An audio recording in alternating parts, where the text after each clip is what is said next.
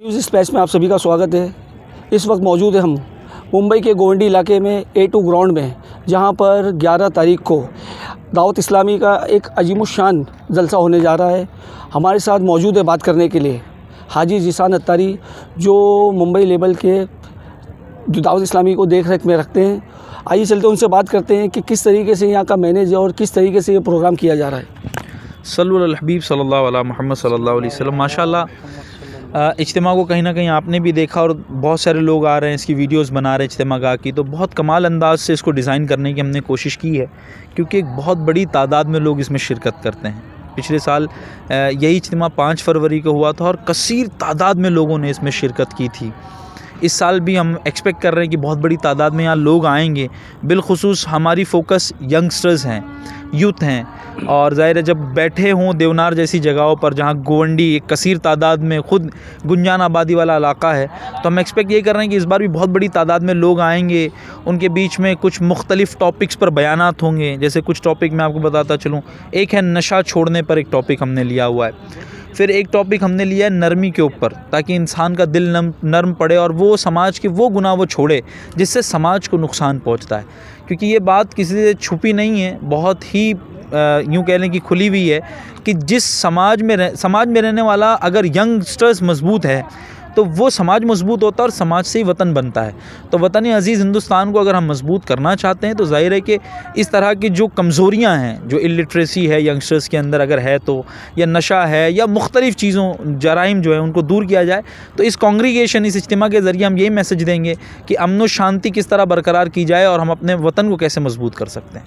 अभी जो देखा पिछले टाइम पे भी काफ़ी तादाद में लोग आते हैं, तो इसे क्या बंदोबस्त किया है कि यहाँ पर लोग कैसे ठहरेंगे और जो सिक्योरिटी के, क्योंकि काफ़ी ट्रैफिक का जाम हो जाता है, तो किस तरीके से आप इसको करेंगे? असल में ज़ाहिर है कि इतना बड़ा क्राउड होता है, हम उससे ज़्यादा एक्सपेक्ट करके चलते हैं जो क्राउड होता है, ताकि हमारी मैनेजमेंट में कहीं कोई कमज़ोरी ना हो। ट्रैफ़िक के लिए हमारे 100-125 लोग अलग हैं जो ट्रैफ़िक को मैनेज कर रहे हैं। पार्किंग को लेकर हमारे पास 70-80 बंदे हैं जो सिर्फ पार्किंग मैनेज करेंगे। तो आपके जो वॉलंटियर जो तैयार करें? जी हाँ, बाकायदा इसकी वॉलंटियर के रजिस्टर किया गया, इनके ट्रेनिंग सेशंस किए गए।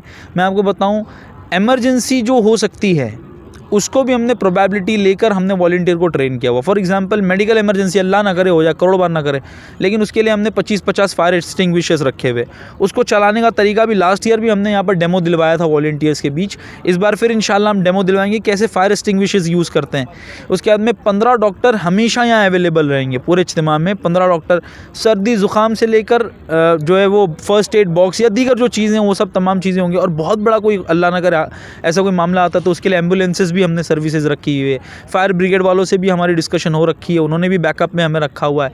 रही बात सिक्योरिटी की, तो CCTVs जहाँ होंगे, कंट्रोल रूम बनाकर हम अलग से पुलिस महकमे को दे रहे हैं कि आप यहाँ बैठकर आप हमारी मदद करें, हम आपके साथ खड़े हैं। अच्छा, साथ में मैं आपको बताऊँ, गेट्स जो हैं यहाँ, चूँकि खुला मैदान है तो हमने पूरे मैदान को ब्लॉक कर दिया है और सिर्फ 2 एंट्री और 2 एग्ज़िट रखी हुई है।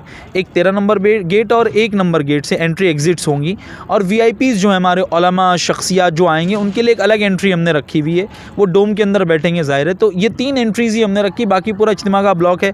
और हर एंट्री और एग्ज़िट पर बाकायदगी के साथ में हमारे ट्रेंड वॉलंटियर्स भी हैं, प्रोफेशनली ट्रेंड जो सिक्योरिटी गार्ड्स होते हैं ये भी हैं, और पुलिस महकमे वाले तो ज़ाहिर है ही, लेकिन उसके साथ में भी हमने अपने वॉलंटियर सिक्योरिटी के तौर पर यहाँ पर रखे हुए हैं।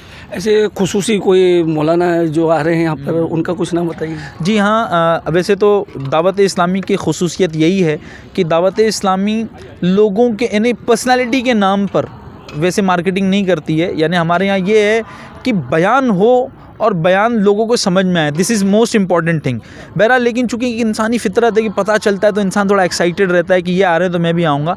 दावत इस्लामी इंडिया जो पूरा चलता है, मैनेजमेंट जो चलती है, तो इसके जो चेयरपर्सन हैं या जो लीड कर रहे हैं, या यूँ कह लें कि जो एडवाइज़री बोर्ड के जो चेयरपर्सन हैं, सैयद आरिफ अली अत्तारी दामत बरकातुहुल आलिया, ये बहुत ही नेक दिल और सैयद। पहली बात तो ये कि आका करीम सल्लल्लाहु अलैहि वसल्लम के ख़ानदान से इनका रिश्ता जा जुड़ता है, तो वहाँ से इनका रिश्ता जुड़ा हुआ, और साथ में ये नेक दिल भी हैं, साफ़ इंसान है और दुनिया इनको देख रही है, तो उनका खुसूसी बयान भी होगा और खुसूसी दुआ भी इंशाअल्लाह उनके ज़रिए होगी। तो अभी आप लोगों को क्या मैसेज देना चाहेंगे हमारे चैनल के माध्यम से? ज़ाहिर है कि ये इज्तिमा हम इसलिए नहीं कर रहे हैं कि हमें कुछ मिलने वाला है, ना ही यहाँ पर इस इज्तिमा को खड़ा करने का कोई हमें पैसा दे रहा है, ना कोई और चीज़। हम इसलिए कर रहे हैं कि हम समाज में कोई तब्दीली लाएँ। बनना है और समाज बनता आपसे, जो लोग मुझे सुन रहे हैं। तो मैं आपको आपके चैनल के माध्यम से मैं लोगों को ये रिक्वेस्ट करूँगा कि इस मैसेज को फैलाएं कि इस इज्तिमा में आना है, क्योंकि अगर हम सब मिलकर पॉजिटिविटी की तरफ बढ़ेंगे तभी इंशाअल्लाह महकते महकते फूल हमारे समाज में नज़र आएंगे।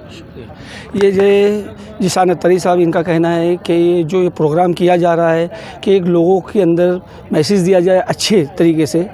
न्यूज़ डिस्पैच, हबीब कुरैशी।